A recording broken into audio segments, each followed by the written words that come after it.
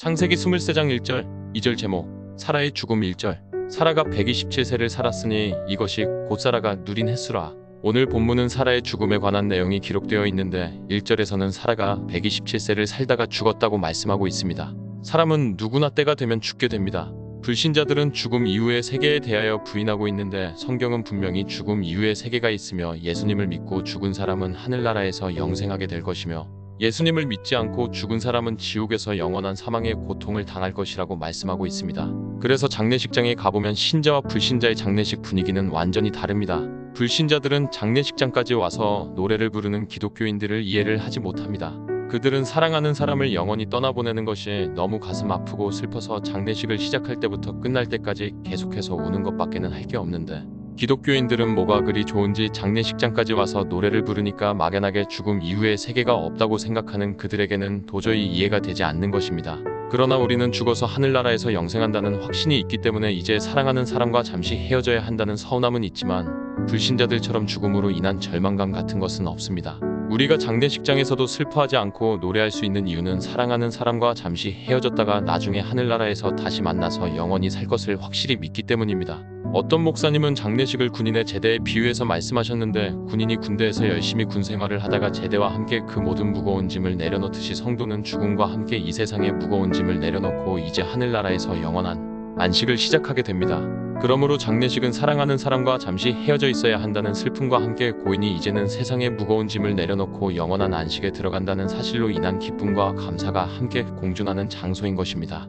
그리고 기독교인의 장례식은 이제 우리의 신랑이신 예수님을 직접 만나기 위하여 하늘나라로 가는 날이기 때문에 얼마나 가슴 설레는 날인지 모릅니다. 우리는 장례식 때 드리는 장례 예배를 통하여 평소에는 잊고 살았던 이런 사실들을 재확인하며 특별한 은혜를 경험하게 되는 것입니다. 오늘 본문도 우리에게 그런 역할을 하고 있습니다. 저 같은 경우는 평소에 죽음에 관한 설교를 거의 하지 않는 편입니다. 그리고 평소에는 죽음에 관하여 거의 생각하지 않고 살아가고 있습니다. 그 대신 어떻게 하면 이 세상에서 조금이라도 더 나은 삶을 살 수 있을까를 생각하고 살 때가 훨씬 더 많습니다. 물론 우리는 하나님의 자녀로서 어떻게 하면 더 나은 삶을 살 수 있을지를 고민하는 것입니다. 그러나 가끔씩은 이 죽음에 관해 생각하고 죽음의 의미를 묵상하는 것도 우리의 신앙생활에 무척 유익할 것입니다. 그래서 하나님께서는 우리에게 이 본문을 허락해 주신 것입니다. 평소에는 잊고 지냈던 죽음의 의미에 대하여 한번 생각해 보라는 것입니다. 그리고 그 생각을 통하여 주시는 하나님의 특별한 은혜를 맛보라는 것입니다. 저는 얼마 전 주일 설교를 통하여 이런 예화를 든 적이 있습니다. 어떤 집사님이 병원에서 건강검진을 하는데 병원 측으로부터 말기암이라는 판정을 받았습니다. 그래서 그 집사님은 그때부터 자기의 모든 생활을 정리하기 시작했습니다. 그동안 자기에게 은혜를 베풀어준 사람들을 일일이 찾아다니며 그동안 감사했다는 인사를 전하고, 어떤 일로 인하여 관계가 멀어진 사람에게는 전화를 걸어서 용서를 구하고 밀린 빚은 깨끗이 청산했습니다. 그렇게 그 집사님이 삶을 정리하고 있는데 병원 측에서 알려오기를 얼마 전에 했던 건강검진의 결과가 병원 측의 오진이었으며 그 집사님의 건강 상태는 지극히 정상이라는 것입니다. 그 소식을 전해 들은 집사님의 가족과 지인들은 불같이 화를 내며 당장 그 병원을 상대로 법원에 고소해서 그동안 입은 정신적인 피해를 보상받으라고 집사님을 부추겼습니다. 그러나 정작 집사님은 그럴 필요 없다고 하며 6개월 동안 자기를 시한부 인생으로 살게 했던 병원을 고소하지 않았습니다. 그리고 오히려 집사님은 병원 측 사람들에게 고마움을 느꼈습니다. 왜냐하면 집사님이 6개월 동안 삶을 정리하면서 그 전에 맛보지 못했던 기쁨과 감사와 평안과 소망을 풍성히 맛보았기 때문입니다. 그러면서 집사님은 자기는 앞으로도 계속해서 그렇게 살았으면 좋겠다고, 그리고 그렇게 살 거라고 지인들에게 말했다고 합니다. 어떻게 보면 바로 이것이 죽음이 우리에게 주는 은혜가 아닌가? 라는 생각을 해봅니다. 골로새서 3장에 보면 이런 말씀이 있습니다. 골로새서 3:1-4. 그러므로 너희가 그리스도와 함께 다시 살리심을 받았으면 위의 것을 찾으라.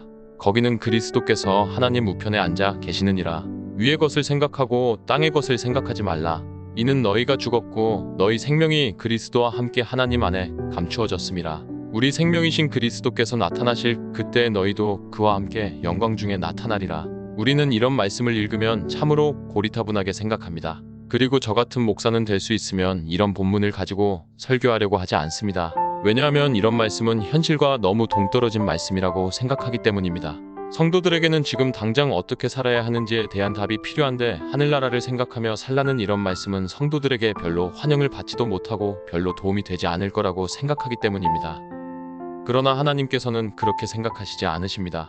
우리가 정말 이 말씀처럼 하늘나라를 생각하고 하늘의 것을 소망하고 산다면, 우리의 생각이 온통 위의 것, 하늘나라에 가 있다면, 지금 우리를 괴롭히는 여러 가지 사소한 문제뿐만 아니라 우리 힘으로 도저히 해결하기 힘든 문제도 그런 우리를 더 이상 힘들게 하지 못할 것입니다. 그것은 우리에게 너무 좋은 일이 생기면 웬만한 사소한 문제는 전부 다 넘어가지는 것과 같은 이치입니다. 그래서 하루하루 힘든 삶을 살아갈 수밖에 없는 우리에게 하나님께서는 피난구와 같은 말씀을 주셨는데, 그것은 위의 것을 생각하라는 것입니다. 우리가 가서 영원히 머무르게 될 천국을 소망하며 살라는 것입니다. 그 나라에서 예수님과 더불어 영생복락을 누릴 것을 생각하며 살라는 것입니다.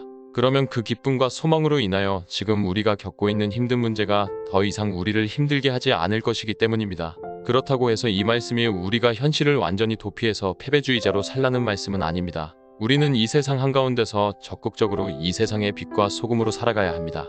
그렇게 살기 위한 힘과 능력을 그런 식으로 공급받으라는 것입니다. 그리고 계속해서 걸어오는 마귀의 싸움을 그런 식으로 이겨내라는 것입니다. 127세의 나이에 하늘나라로 갔던 사라처럼 우리도 언젠가는 하늘나라로 가게 될 것입니다. 그게 우리의 제대 날짜입니다. 그때부터 우리는 이 세상의 무거운 짐을 내려놓고 영원한 안식에 들어가게 될 것입니다. 그 소망을 가지고 우리가 만나게 되는 그 어떤 힘들고 어려운 문제 앞에서도 낙심하거나 절망하지 마시고 항상 승리하며 살아가실 수 있기를 바랍니다. 2절 사라가 가나안 땅 헤브론 곧 기랴사르바에서 죽음의 아브라함이 들어가서 사라를 위하여 슬퍼하며 애통하다가 사라가 죽을 무렵 사라의 나이는 127세, 아브라함의 나이는 137세였습니다. 그들은 적어도 100년 이상을 같이 살은 셈입니다. 그러니 그 두 사람 사이에는 미운정 고운정이 얼마나 많이 들었겠습니까? 그래서 아브라함은 정들었던 아내 사라와 헤어지는 것이 너무 슬펐던 것입니다. 물론 아브라함은 사랑하는 아내 사라를 조금 있으면 하늘나라에서 다시 만나게 된다는 사실을 알고 있었습니다. 그러나 지금 당장 헤어진다는 사실로 인해서 그 마음이 심히 슬펐다고 하는 것입니다.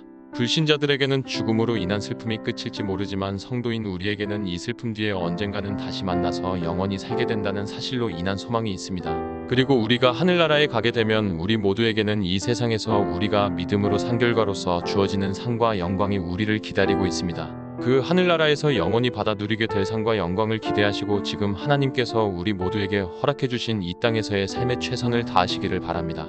하늘나라에서 후회하지 않을 수 있는 삶을 살아가실 수 있기를 바랍니다. 우리는 그 삶을 통하여 조금 전에 말씀드린 그 집사님처럼 천국의 기쁨을 끌어당겨서 맛보게 될 것입니다.